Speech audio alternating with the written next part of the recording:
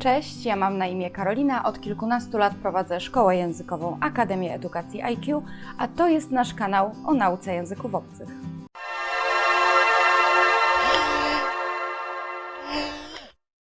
Dziś przygotowaliśmy dla Was porcję zwrotów, które możecie zapamiętać i powtarzać za każdym razem, kiedy usłyszycie piosenkę Adele Set Fire to the Rain.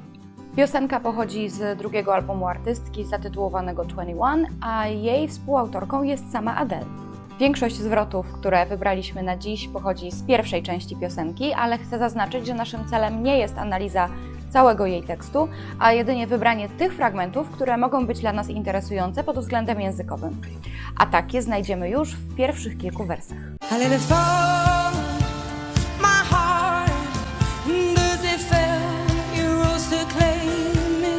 I let it fall, my heart, and as it fell, you rose to claim it. Pierwsze, co możemy zauważyć, to 3 czasowniki nieregularne. Let, czyli pozwalać, fall, czyli spadać i rise, czyli powstawać. A ponieważ mamy tutaj do czynienia z czasem przeszłym prostym, wszystkie występują w drugiej formie. Let, fell, rose. Jest to zarazem dobry pretekst do powtórki i zapamiętania wszystkich 3 form tych czasowników. Let, fall, fell, fallen, rise, rose, risen. Let oznacza pozwalać. I let it fall, my heart. Pozwoliłam mu upaść, memu sercu, czyli po prostu pozwoliłam mojemu sercu upaść. Ale to nie wszystko, co pojawia się w tych pierwszych kilku wersach piosenki. Mamy tutaj słowo as, które najczęściej tłumaczymy jako. Na przykład he works as a teacher, czyli on pracuje jako nauczyciel. Możemy go też użyć w porównaniach. Na przykład he is as smart as his sister, czyli on jest tak bystry jak jego siostra. Natomiast w przypadku naszej piosenki słowo as pełni odrobinę inną funkcję. Tutaj zostało użyte w znaczeniu podczas gdy, w trakcie. As it fell, podczas gdy, kiedy spadło. You rose to claim it. To claim something najczęściej przetłumaczymy jako twierdzić, utrzymywać, że. Na przykład he claims he owns a Rolls Royce, czyli on twierdzi, że posiada Rolls Royce'a. Czy też he claims he spent 3 years in China, czyli on twierdzi, że spędził 3 lata w Chinach. Słówko claim ma jednak jeszcze inne znaczenie, a mianowicie domagać się, żądać. Powiemy they claimed all his money, czyli oni zażądali wszystkich jego pieniędzy. I to właśnie to drugie znaczenie zostało użyte w przypadku naszej piosenki. Jak więc przetłumaczymy słowa you rose to claim it? Pamiętajcie, że cały czas mówimy o upadłym sercu naszego podmiotu lirycznego. You rose to claim it, powstałeś, pojawiłeś się, aby go zażądać, aby o nie zawalczyć. Podsumowując, I let it fall, my heart, and as it fell, you rose to claim it. Pozwoliłam upaść mojemu sercu, ale kiedy upadło, ty pojawiłeś się, aby o nie zawalczyć, aby je zdobyć. My hands, they're strong, but my knees were far too weak. My hands, they are strong, but my knees were far too weak. Chciałam zwrócić Waszą uwagę na użyte tutaj słówko far, które najczęściej używamy w znaczeniu daleko. Słowo far ma jednak też inne zastosowanie i tak zostało użyte tutaj w naszej piosence. Możemy je też przetłumaczyć jako zbyt, o wiele.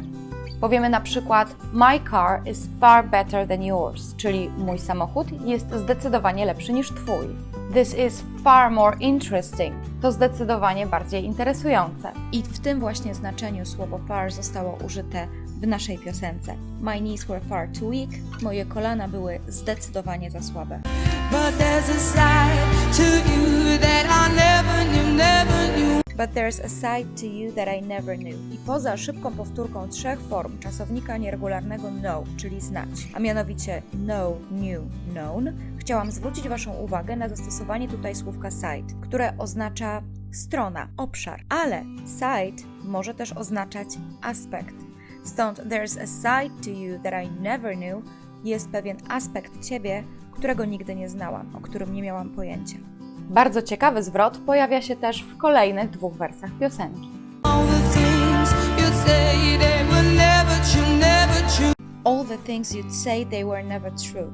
All the things you'd say to nic innego jak skrót od all the things you would say, Ale dlaczego would? Wiemy przecież, że would najczęściej pomaga nam mówić o hipotetycznych sytuacjach w przyszłości. Powiemy na przykład I would be happy if she agreed to marry me, czyli byłbym szczęśliwy, gdyby zgodziła się za mnie wyjść. Lub I would go there if I had more free time, czyli poszedłbym tam, gdybym miał więcej czasu.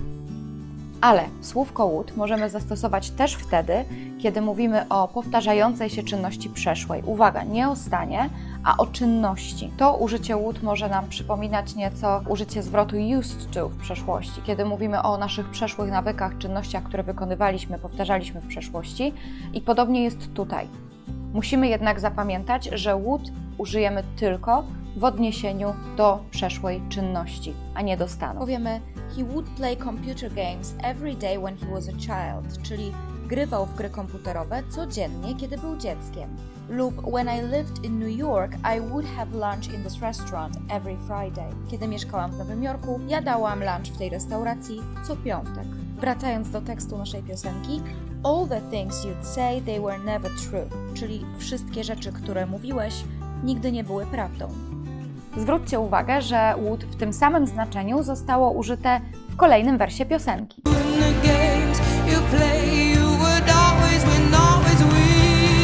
And the games you play, you would always win.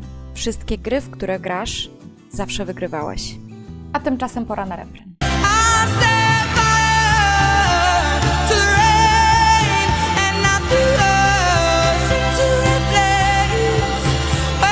But I set fire to the rain, watched it pour as I touched your face. Na pierwszy nomen omen ogień idzie kolejna porcja form przeszłych czasowników. But I set fire to the rain, watched it pour as I touched your face. Set w podstawowym znaczeniu ustawić, postawić, watch oglądać oraz touch dotykać.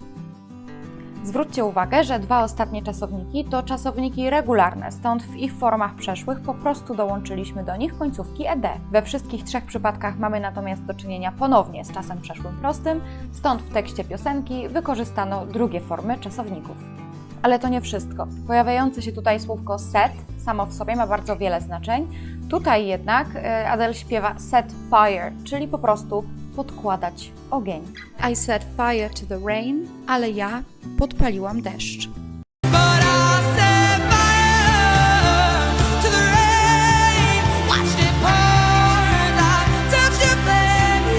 Watched it pour as I touched your face.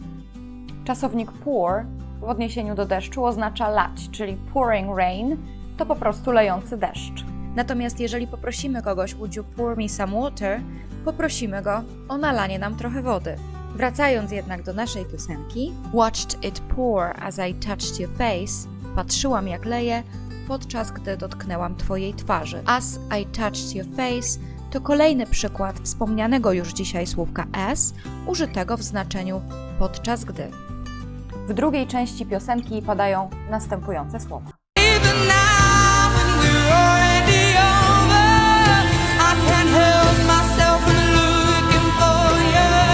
Even now, when we're already over, I can't help myself from looking for you. We're already over, czyli z nami koniec. Even now, when we're already over, nawet teraz, kiedy z nami już koniec, I can't help myself from looking for you. Can't help something oznacza nie móc nic na coś poradzić. Look for to szukać. I can't help myself from looking for you. Nie mogę się powstrzymać przed szukaniem ciebie. Tutaj może przyjść na myśl kolejna piosenka, w której ten zwrot został użyty, a mianowicie I can't help falling in love with you Elvisa Presleya.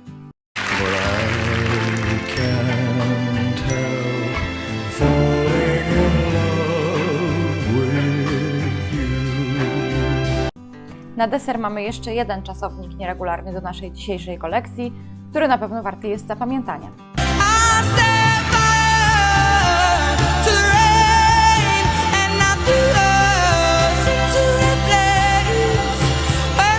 znane nam już I set fire to the rain and I threw us into the flames. Throw, threw, thrown to czasownik nieregularny oznaczający rzucać. Tutaj oczywiście użyty w drugiej formie. I set fire to the rain and I threw us into the flames, czyli podpaliłam deszcz i rzuciłam nas w płomienie. Słowo flames to oczywiście płomienie. Co warto zapamiętać z naszej dzisiejszej piosenki? Spora porcja form przeszłych czasowników, zarówno tych regularnych, jak i nieregularnych. Zapamiętujemy słowo as i to, że możemy go używać w znaczeniu podczas gdy. Mamy też słowo far, które oznacza nie tylko daleko, ale też zbyt. To claim something oznacza żądać czegoś. Side to nie tylko strona czy obszar, ale też aspekt. Słowo would pomoże nam opowiedzieć o przeszłych, powtarzających się czynnościach. Jeżeli chcemy podpalić deszcz, użyjemy do tego zwrotu set fire, czyli podkładać ogień. Deszcz leje się z pomocą słówka pour, które też może pomóc nam nalać wodę do szklanki. Zapamiętujemy zwrot can't help myself, czyli nie mogę się powstrzymać, a kiedy szukamy czegoś lub kogoś, zdecydowanie przyda nam się zwrot to look for, czyli szukać. To już wszystko na dziś. Bardzo Wam dziękuję za wspólnie spędzony czas. Będzie nam bardzo miło, jeśli zostawicie łapkę w górę, zasubskrybujecie nasz kanał, wciśniecie dzwoneczek. Zapraszam Was też do odwiedzenia naszego profilu na Facebooku oraz na Instagramie i do zobaczenia już wkrótce.